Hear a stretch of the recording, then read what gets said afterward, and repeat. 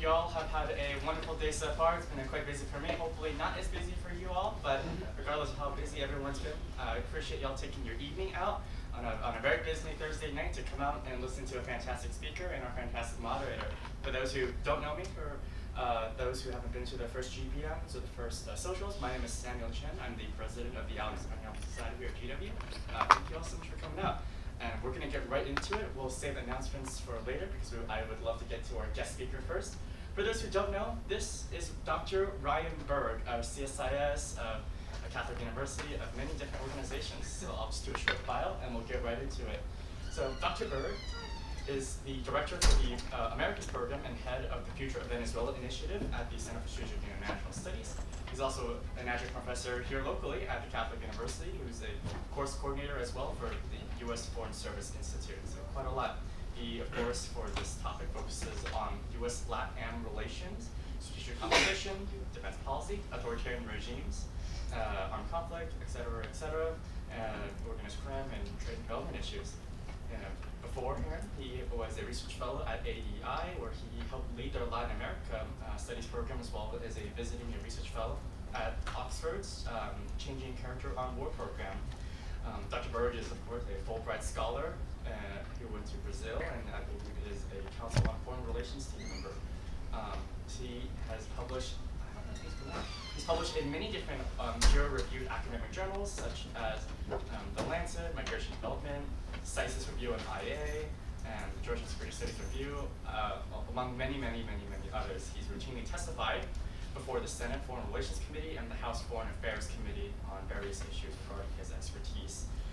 Dr. Berg obtained a PhD in a master's in philosophy, in political science, and an MC in global governance and diplomacy from the University of Oxford, where he was a senior home fellow.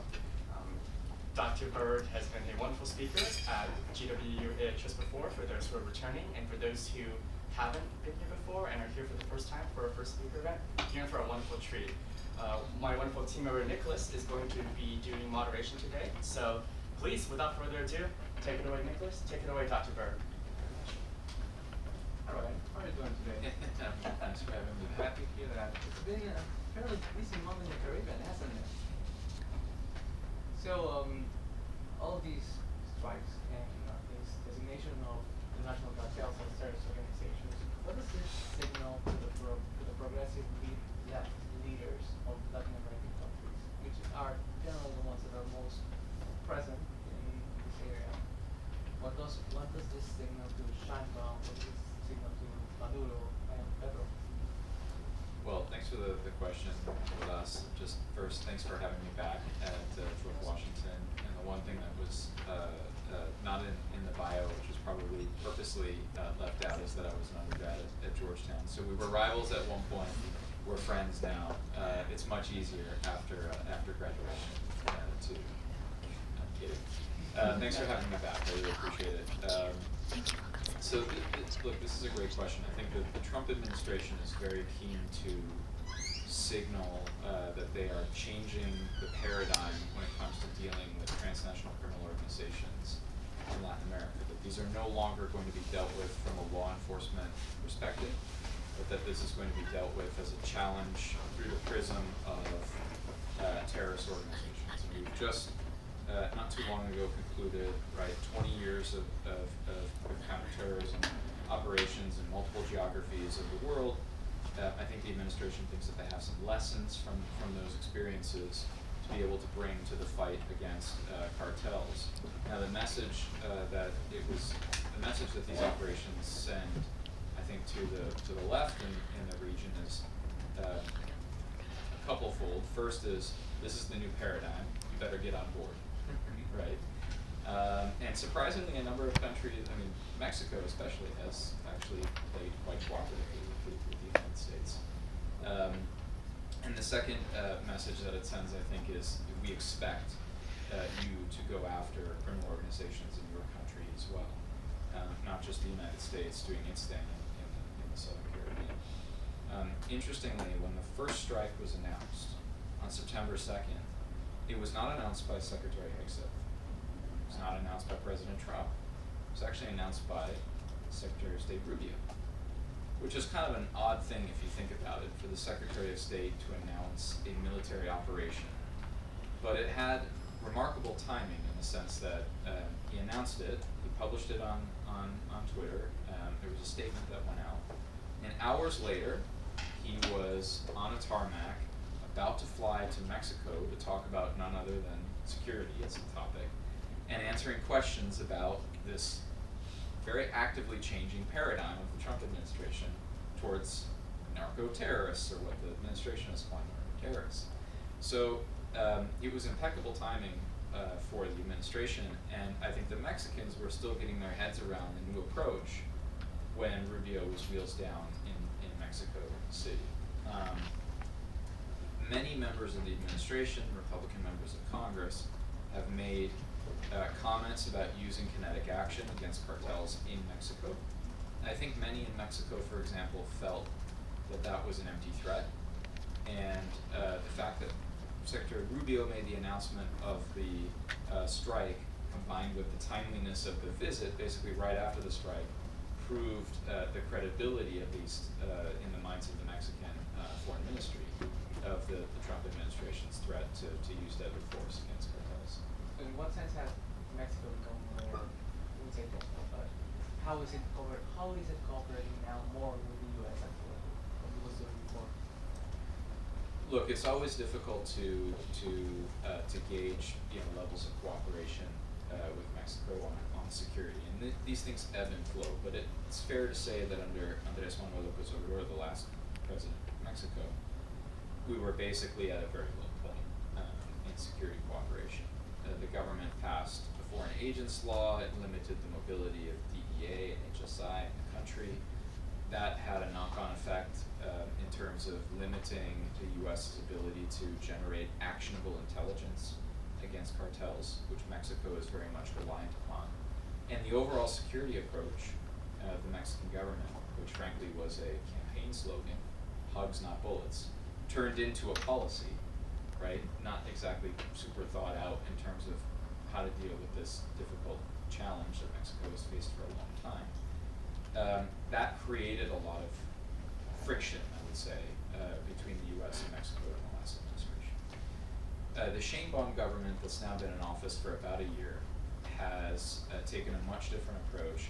I think they came into office knowing that they had to have a different approach on security, because the polls showed that Mexicans were happy with Morena as a political party, they were happy with the economic situation, they were happy with the fact that social programs were boosted in terms of the amount of spending going into those.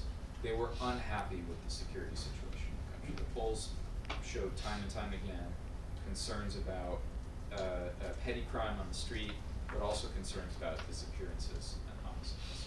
Right? So pragmatically, I think they knew that they had to move away from the AMLO position.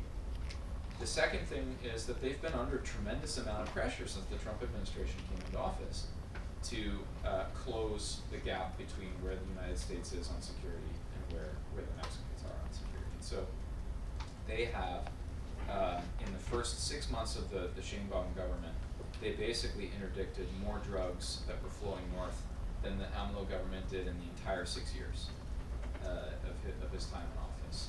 They've handed over 2 batches of high-level individuals that we've asked for on an extradition basis. I think 55 of them now, which we're very happy about. There's been a lot of cooperation between the National Security Advisor, Omar Garcia-Harfuch, and the United States. It's a very close cooperative relationship. And the Mexicans have allowed the United States to fly between 4 and 6 unarmed surveillance drones over their territory to basically generate more actionable intelligence for the Mexican Navy and other vetted units to go after high-level individuals. This is surprising, right? Because usually Mexico guards its sovereignty very closely, especially vis-a-vis the United States. And the fact that the paradigm is shifting so quickly is surprising to many of us, but I think the Mexicans are being very pragmatic and very in tune with where the U.S. administration is. And the other thing is that, of course, they're under a lot of pressure to cooperate and to bring real results. Otherwise, the tariff pressure is immense, and the tariff pressure can always be increased on this issue because the Trump administration has made security such a central part of its relationship with Mexico. So Mexico has been, you mentioned that Mexico has been increasing its interdictions. Are we talking just about aerial interdictions or also maritime interdictions in this case? It's interdictions on land. Mm-hmm. It's the use of the ISR, the intelligence that we generate through our surveillance flights. And the U.S. has been doing more maritime interdiction. So forget what we just talked about in the Southern Caribbean.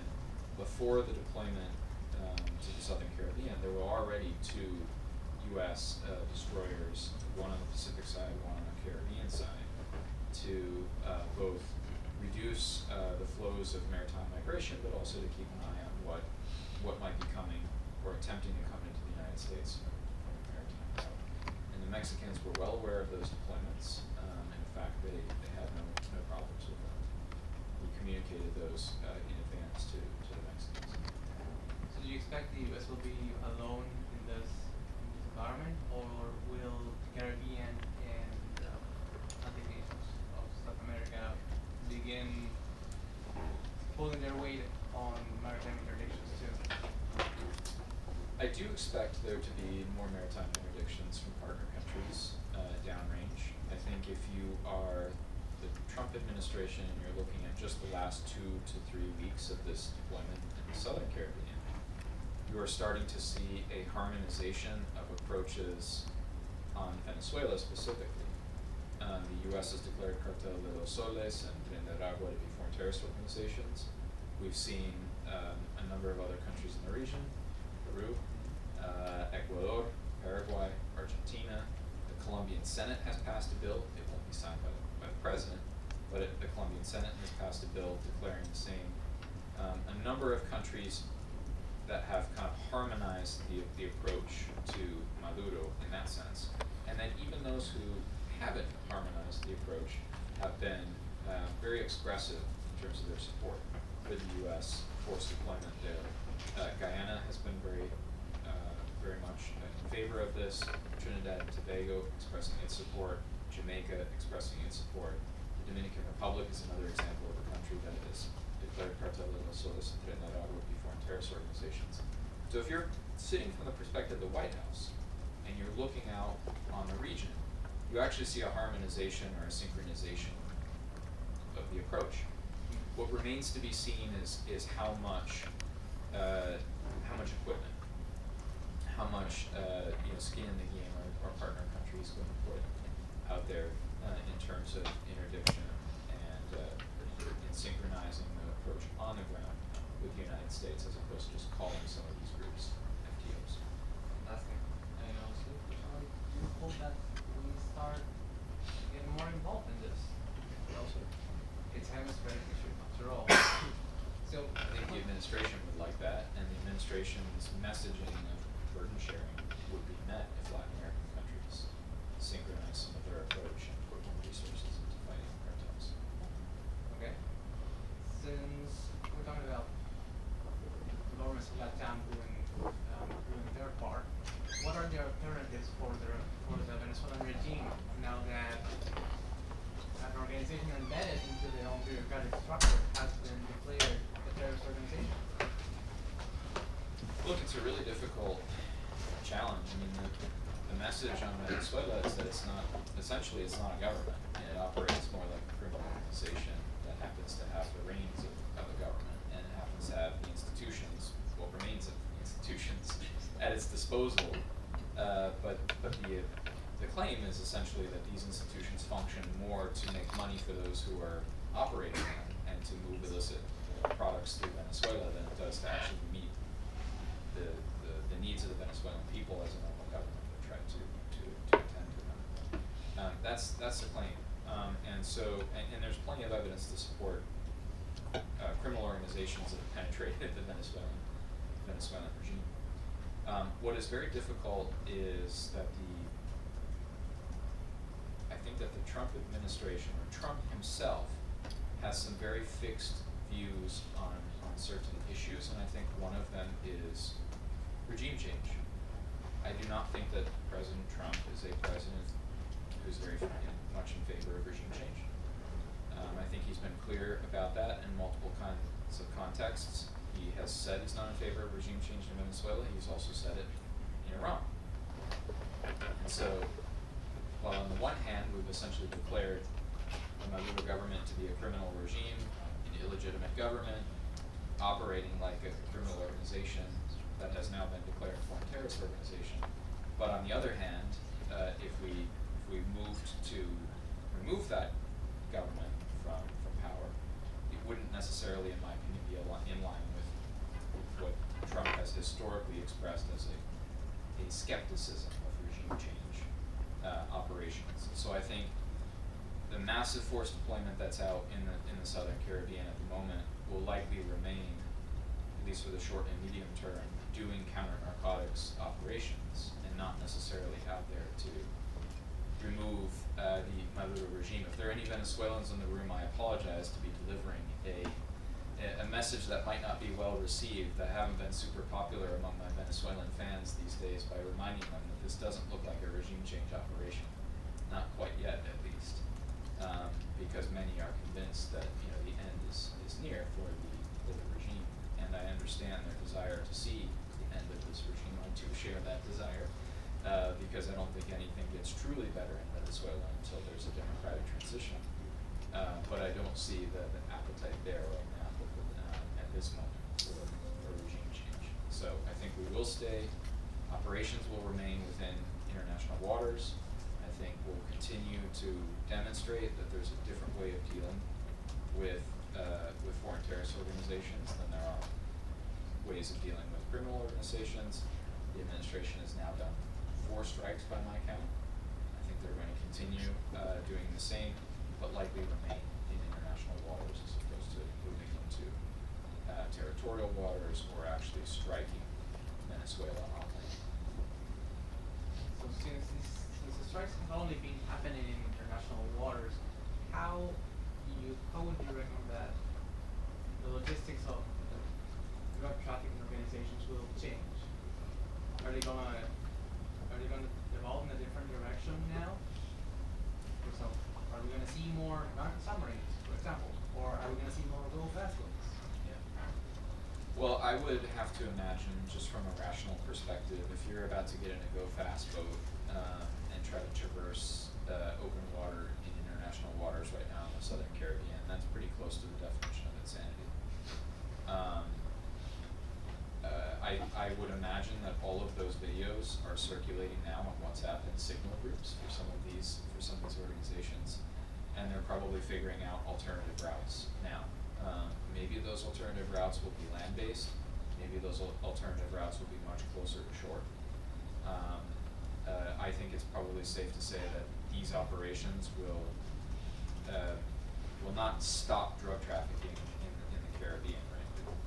This is a difficult problem. But they will alter the routes, certainly, given the activities that we've seen. I think it remains to be seen in the medium and long term whether the routes are permanently altered or whether they're altered on a shorter term basis. A lot of that, I think, will depend on the sustainability of the deployment that we've seen in the Southern Caribbean. Okay. Since trade policy has become also part of this strategy to ensure better hemisphere security, now that 5 months have passed, what is the balance at this moment? It seems that it has essentially worked in some regards. Pressure from tariffs, hasn't it? Well, I would argue that for example, with a country like Mexico, there weren't really many choices for Mexico. Mexico, many years ago, hitched its wagon to the North American economic engine. I would argue it worked out pretty well for Mexico in terms of rising living standards and rising per capita income. The ability to play a role in economic security and supply chain security for North America has served a country like Mexico pretty well.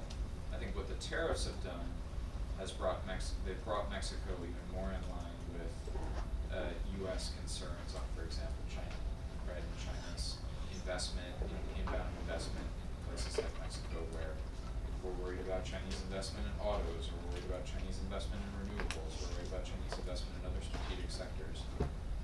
Mexico just last week announced its intention to increase tariffs on about 1,400 different products from China, and well, from countries with which it doesn't have a free trade agreement, which is mostly China, but it's also going to affect other countries from Asia as well.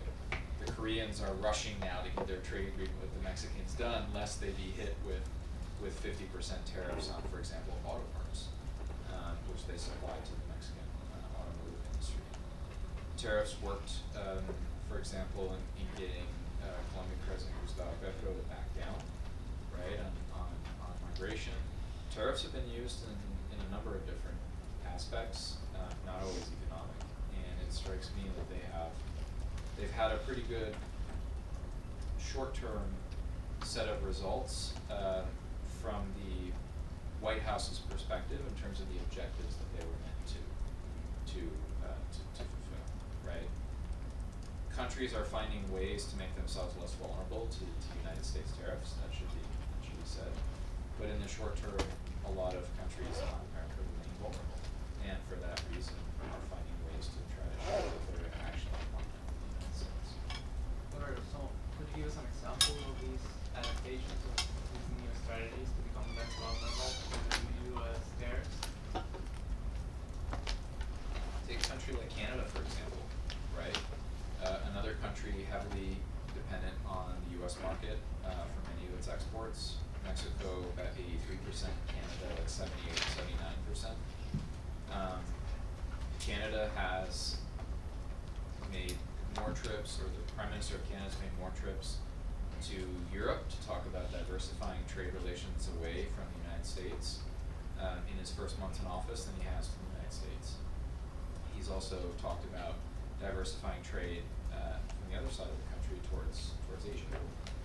And in addition, he last week made a trip to Mexico, not only to close ranks with Mexico for the USMCA renegotiation process, but he also talked openly about finding ways to generate more trade between Mexico and Canada that doesn't traverse U.S. territory, right? So that uses ports in Canada to go around the United States, or that uses ports on the other side, right, the northeast coast, to go down the Atlantic seaboard through the Caribbean to Mexico. So countries are thinking about ways to reduce their overall dependence on the United States, even as in the short term they remain quite vulnerable. So, would you say that the region will benefit from this de-risking strategy, or is this going to disrupt trade forever? Well, look, I think it depends on which country you're using to de-risk. I would argue that most of South America has a deep reliance on PRC for their export markets. And so if the de-risking strategy is more PRC, then you're just trading one dependence for another. If it's genuine diversification of markets, if India is involved, if it's the Gulf Arab states, if it's some trade with Africa, for example, Southeast Asia, that's a much more diversified approach. But not every Latin American country has the infrastructure to be able to export to those places. Not every Latin American country has the goods that those countries want, right? And so it really depends. I would argue if it's just more dependence on PRC, it's trading one dependence for another. If it's true diversification, then it might pay off in the end in terms of having more balanced trade. Awesome. That's a very interesting economic dynamic there. Let's change gears here. I'd like to talk a little bit about what's happening now in Brazil, if that'd be okay.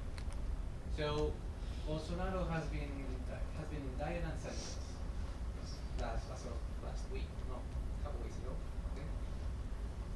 how has that shifted politics inside Brazil? Well, I think it's brought a certain level of closure to the Bolsonaro case.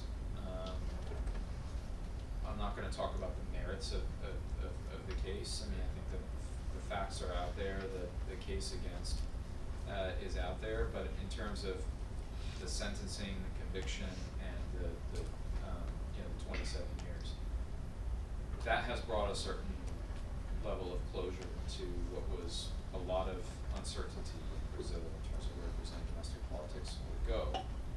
It looks as though there could be some movement within the Brazilian Congress to try to move past this incident by offering Bolsonaro some kind of amnesty, essentially keeping him under house arrest, allowing him to serve his sentence from house arrest, but also a bill that would prevent him from having the restoration of his political rights.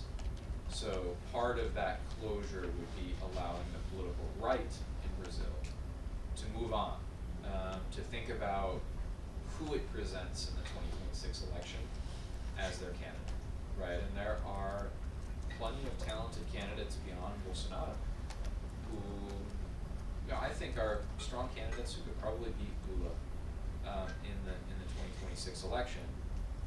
None of them were allowed to kind of present themselves as candidates previously.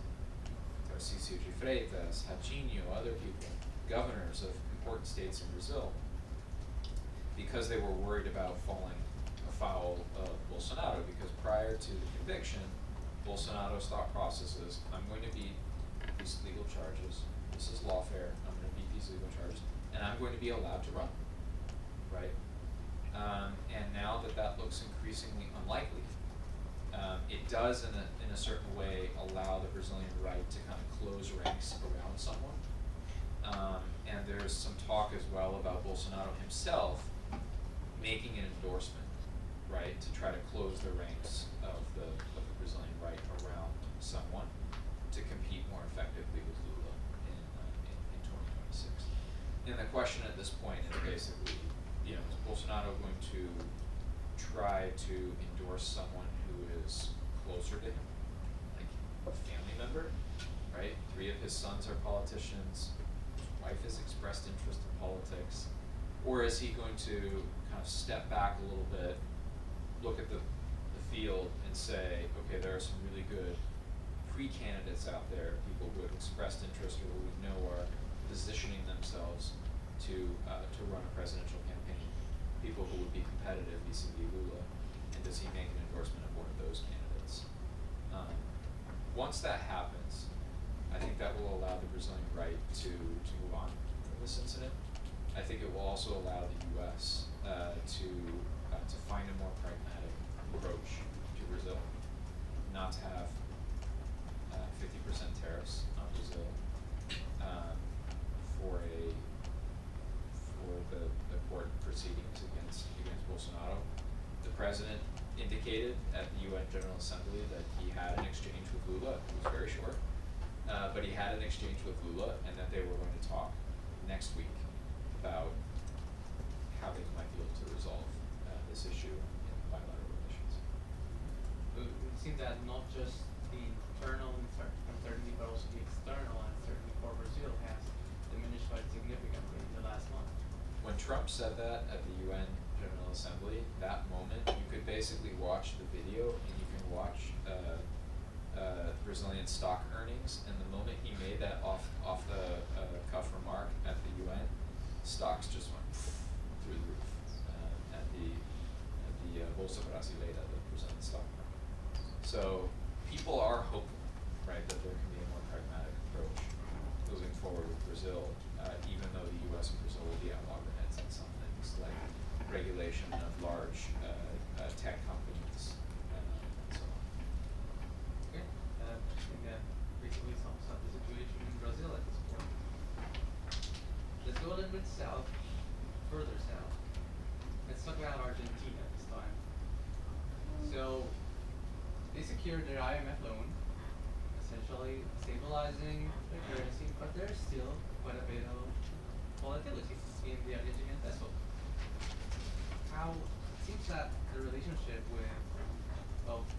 initiative of Milei with Trump is going to be instrumental in helping the country move forward. Please talk to us a little bit about that, or what has been in development at this point.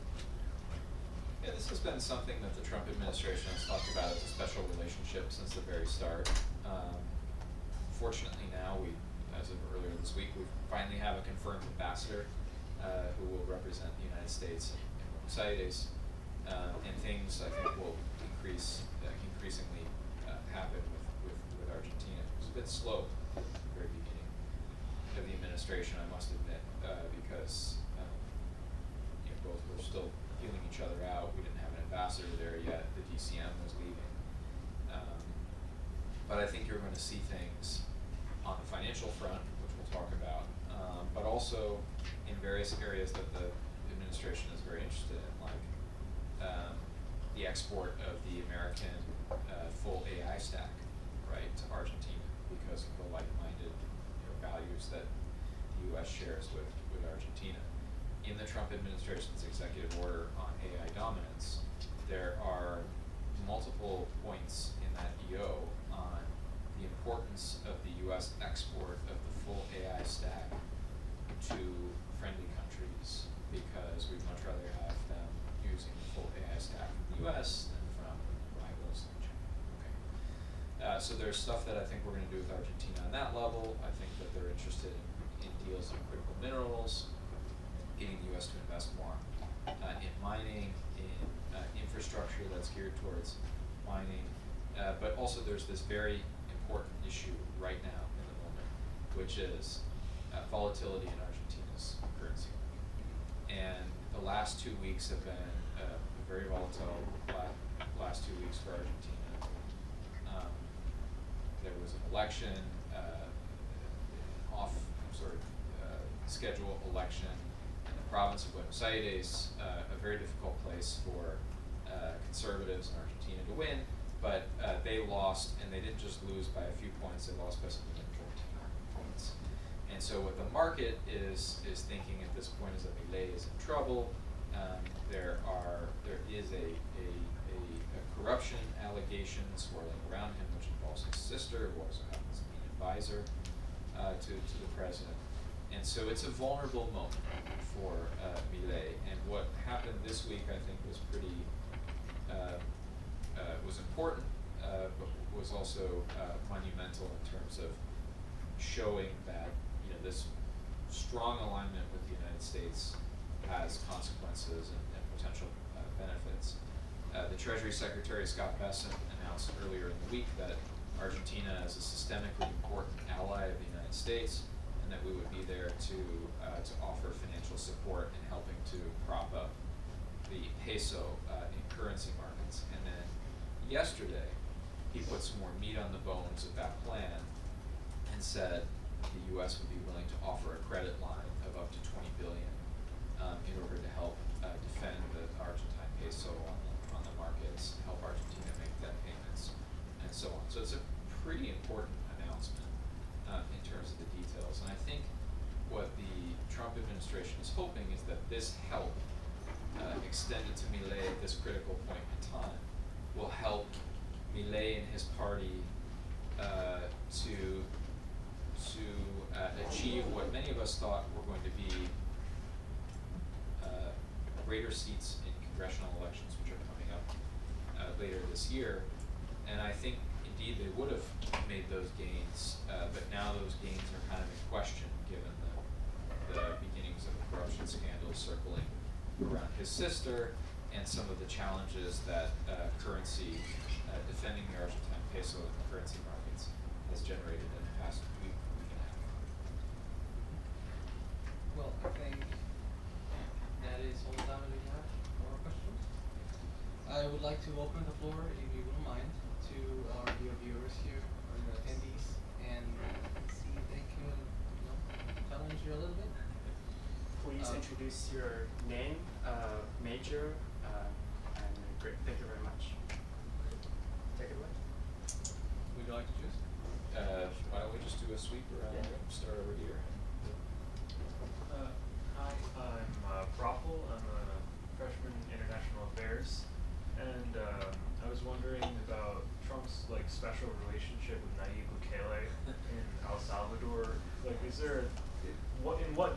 is that headed, especially in the long term, considering that, like, you know, we saw it play out kind of explosively early on, and then now we're in a bit of a bubble, I guess. Yeah, unclear to see, to know where it's going. I mean, that there were Venezuelans who were sent to El Salvador earlier in the year. They've now been sent back to Venezuela. Bukele had a White House visit. There was a call out for Bukele in the president's speech at the United Nations.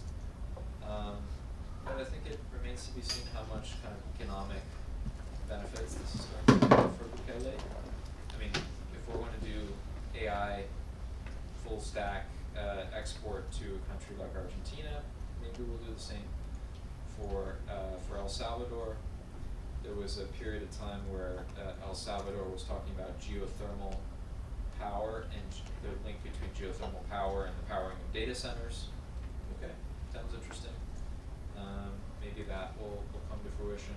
There's certainly a lot of American tech companies thinking about relocating, or not relocating, but putting another office in Latin America to have a greater presence. Some of them have located to Argentina, to El Salvador, right?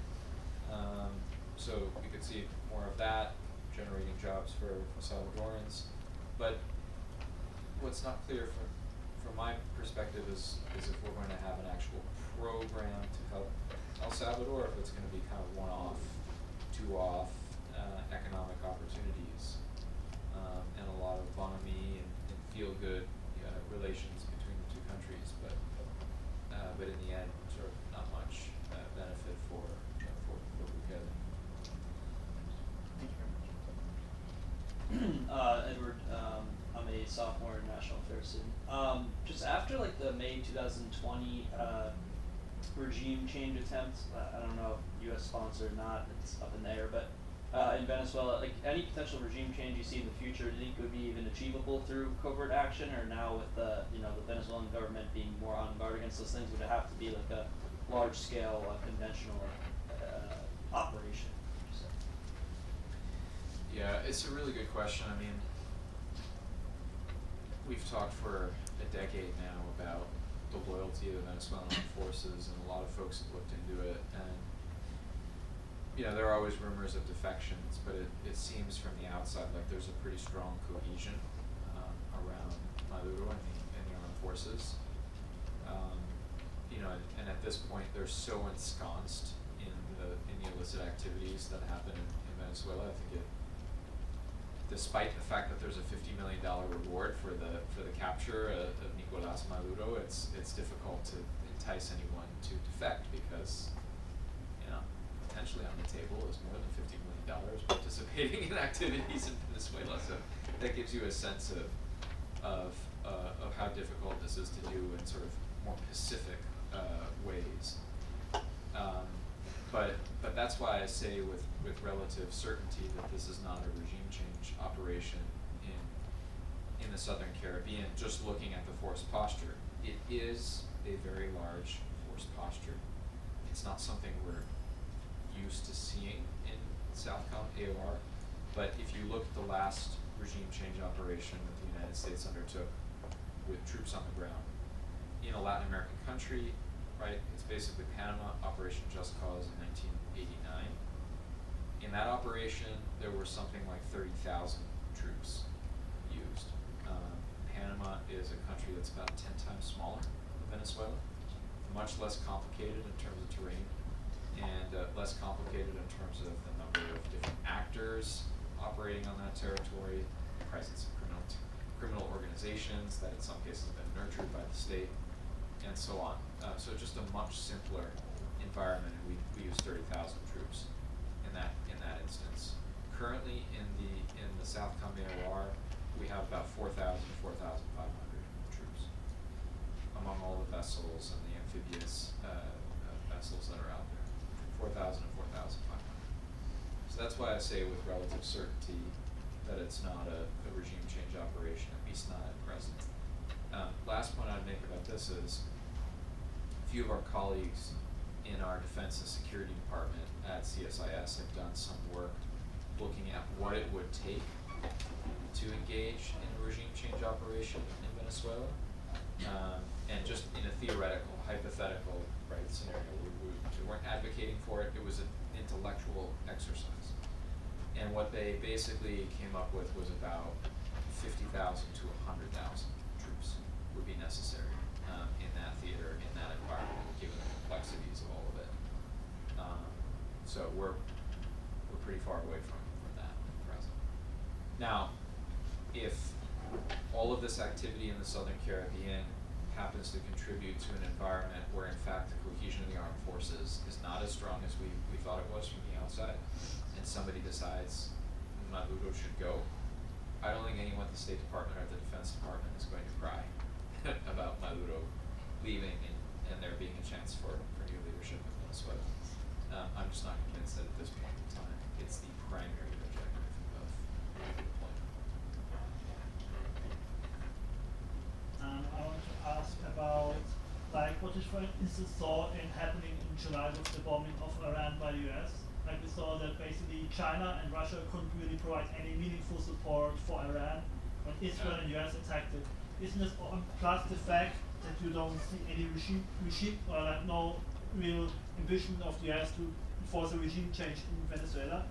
Isn't it right now like perhaps an opportunity for the Trump administration to work closer with Maduro, because like Maduro has nowhere to go really, you know, like he could see it in Iran, could also see it 2 years ago with Armenia, with Russia not helping Armenia when Azerbaijan attacked them and so on. There's so many cases where like China and Russia fail to protect their allies. Like, shouldn't this be an incentive for Maduro also like to turn away from Russia and China, to turn perhaps closely collaborate with the US? That's a great question. So after Operation Midnight Hammer and Iran pleading for help from Russia and from China that essentially didn't come, you hit the nail on the head there. I wrote a piece of analysis for CSIS that was literally called "What Iran's Isolation Means for Latin American Autocrats," right? And they must have had a bunch of sleepless nights because previously they thought, okay, the Axis is going to come to my help if I'm ever in a regime insecure moment for my regime, and Iran showed, even in an area where Russia is quite close and where China is a very close partner, and both countries are geographically much more proximate to Iran than say Venezuela, Nicaragua, Cuba, they didn't come to the aid of Iran. So the axis idea, the axis of autocracy, the axis of Russia, China, Iran, and North Korea, what we're calling at CSIS the CRINKS. I hate this acronym, by the way, just for the record, but we're calling it the CRINKS, and we have a web page now that links to our main web page about the CRINKS and the growing access between these authoritarian regimes. It's a nice kind of theoretical construct that sometimes seems to describe the growing participation or the growing collaboration between these countries. But when it's most meaningful to countries like Venezuela, to Cuba, to Nicaragua, sometimes it's not a meaningful concept or a concept that they can rely on. That there is an axis out there that cares about the continued existence or survival of their regime in the Western Hemisphere. As it pertains to Maduro and whether he will decide to get closer to the United States, I understand your logic that Russia and China are there for him, and so he should pivot and say he'd be a cooperative partner of the U.S. He's messaged that to an extent, right? He sent a letter a few weeks ago to Trump saying we should work this out in a dialogic fashion. I'll speak to your special envoy, Richard Grinnell, about what we can do together. We can even deepen our cooperation on Venezuelan oil, being shipped to Gulf Coast refineries in the United States. And so far, the White House says that letter has been unreturned. It hasn't been answered, and that, according to the press secretary, it was full of lies. And so it doesn't strike me that the White House is in a very conciliatory mood to accept any kind of pivot from Maduro, and it very well might be because they're looking at the history of Venezuelan rapprochement with the United States and seeing the Venezuelans are just much better, and Maduro in particular, just much better at kind of using negotiations to play for time, and to really wrap, you know, the U.S. and Europe around a tree, if you will. They're really excellent at using, you know, negotiations to play for time, but also to effectively end up nowhere, right back where we started, and then remain in power. So the lack of return on that letter may also be informed by past dalliances with Venezuela and the Maduro regime, understanding that they play this game much better than we do, and we just seem to get, you know, really mixed up in some of these negotiations, because we assume that they're willing to follow through, or many times even if we build in skepticism about them following through on commitments, we still have to give some concessions in order to get them to do stuff, and they end up just pocketing the concessions many times, and then they don't follow through on what they promised to do. We have time for one last question. There's a hand here. Yeah. Hi, my name's Miguel. I'm a first year graduate student in public policy. I kind of wanted to hone in on Mexico for my question. Obviously, the terrorist designation opens up a lot of avenues for how to target cartels, particularly in finance. If you work with a cartel, there's suspicion that you've worked with a cartel and you're going to be targeted. And there's a ramping up of securitization and militarization within Mexico. The National Guard, just a couple years ago, was put under military command. With Trump sort of pressuring Mexico to put more emphasis on military action, do you see that potentially exacerbating the problems within Mexico? I mean, across Latin America, you have like the Mano Dura strategy, where like countries like El Salvador have focused on, there's been a lot of deterioration of democratic institutions and human rights abuses. Do you see that happening in Mexico at all? I think there are challenges on both sides. There's the challenge, we could potentially see an overly militarized approach. On the other hand, we're seeing challenges with some of the branches of the military we work with on the security side, seemingly infiltrated by criminal organizations, right? CEMAR used to always be our preferred partner in Mexico, right? The Mexican Navy, excuse me, was always our preferred partner. We liked them on the capability front. We did a lot of security cooperation with them and a lot of building of that institution. And they had vetted units, right? The Navy SEALs were usually tasked with all of the tough missions, right? We've got this guy we want to capture. Here's the intel. Make it a mission of the Mexican Navy SEALs.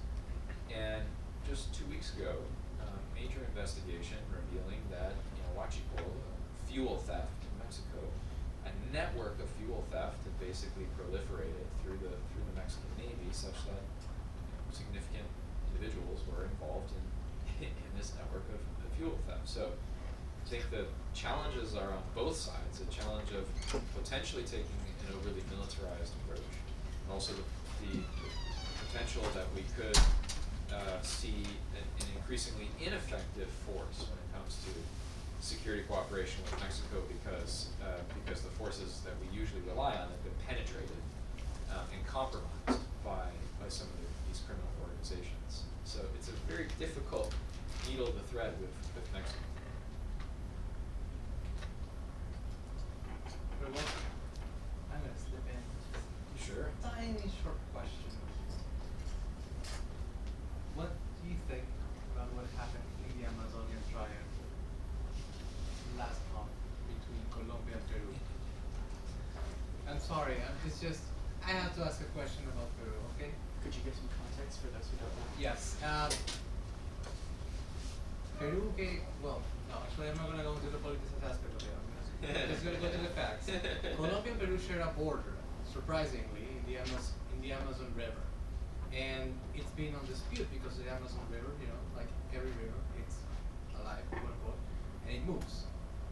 And the settlement in Colombia is drying up, so it's not going to have access to the river anytime in a couple of years, actually. So there's this territorial dispute about is the border also going to move with the river, and each side has their own argument. And Brazil is essentially non-existent in this argument because theirs is not moving anytime soon. Yeah, I mean, essentially, the way that the river is moving now, as I understand it, is that it's coming more onto the Peruvian side. Right. So the island is becoming more and more Peruvian than it is Colombian. And in terms of the number of inhabitants in this area, it's around 3,000, right? Around 3,000. And so the Colombian president was threatening and kind of elevated this issue. At one point, Colombia flew a few military planes over the area, really quite an escalation for what is otherwise historically a friendly relationship between Colombia and Peru. And I'm just thankful that it didn't rise or escalate further. Mostly because the Colombian president had other issues that he had to deal with. I mean, he kind of got distracted a bit because, Colombia was focused on this issue, and then they kind of got pulled away from this issue when the U.S. announced that it had in fact decertified Petro's government in Colombia as a reliable partner on counter-narcotics. And so it decertified Colombia. Of course, it issued waivers, and cooperation continues in a certain form.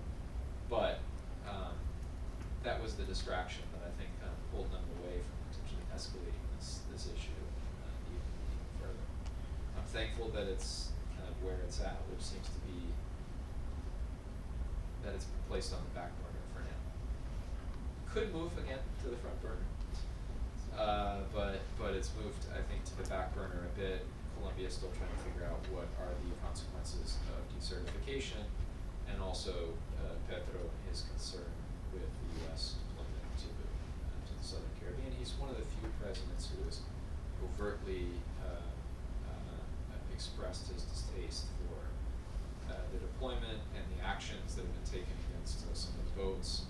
In fact, yesterday at the UN calling for an investigation of President Trump, potentially an arrest warrant for President Trump. So things seem like they could be quite intense once again in Colombia-U.S. ties. My hope is that at least for Peru's sake, that means things cool down in terms of Colombia-Peru tensions. My hope is just, I hope exactly the same. So, no more Colombian fighter jets over the island. oh, please, no, we can't. So, thank you everybody for coming here today. I hope you